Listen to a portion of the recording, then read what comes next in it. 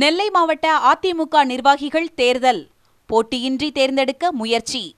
அதிமுக சார்பில் நெல்லை மாவட்ட ஒன்றிய நகர, பேரூர் கழகம் மற்றும் மாநகர பகுதி நிர்வாகிகள் தேர்தல் இன்று துவங்கியது. தொடர்ந்து வரும் 15ஆம் தேதி வரை நடக்கிறது.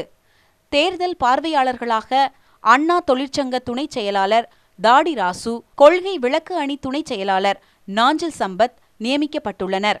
இவர்கள் முன்னிலையில் விண்ணப்பங்கள் வழங்கப்பட்டன. போட்டியிட விரும்பும் நிர்வாகிகள் கட்டணம் செலுத்தி விண்ணப்பங்களை பெற்றனர்.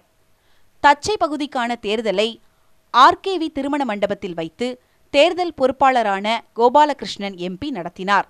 பாளையங்கோட்டை பகுதிக்கான தேர்தலை பாளை அருண்ஸ் மஹாலில் வைத்து தேர்தல் பொறுப்பாளரான ஏ.கே. போஸ் நடத்தினார்.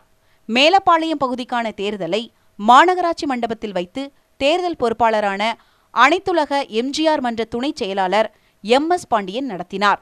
நெல்லை பகுதிக்கான தேர்தலை கோடீஸ்வரன் ஜெயம் திருமண மண்டபத்தில் வைத்து தேர்தல் வக்கீல் அணி மாநில துணைச் செயலாளர் ஜோதி நடத்தினார்.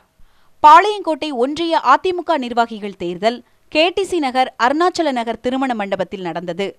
பிற்பட்டோர் நலத்துறை அமைச்சர் அப்துல் ரஹீம் தேர்தலை நடத்தினார். இதில் நெல்லை மாநகர மாவட்ட செயலாளர் முத்துக்கருப்பன் எம்பி, எம்எல்ஏக்கள் நயினா நாகேந்திரன், முத்துலட்சுமி, மேயர் புவனேஸ்வரி, துணை மேயர் ஜெகநாதன், மாவட்ட அவைத் தலைவர் பரணி சங்கரலிங்கம், ஜெயலலிதா பேரவை செயலாளர் சுதா பரமசிவன், இளைஞர் பாசறை செயலாளர் வக்கீல் ஹரிஹர சிவசங்கர், பகுதி செயலாளர்கள் மோகன், மாதவன், எம்.சி. ராஜன், ஹைதர் அலி உட்பட பலரும் கலந்து கொண்டனர்.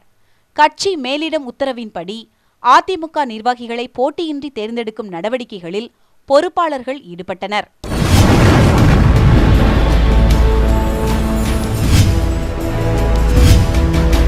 நீங்கள் பார்த்துக் கொண்டிருப்பது உங்கள் கதிர் டிவி.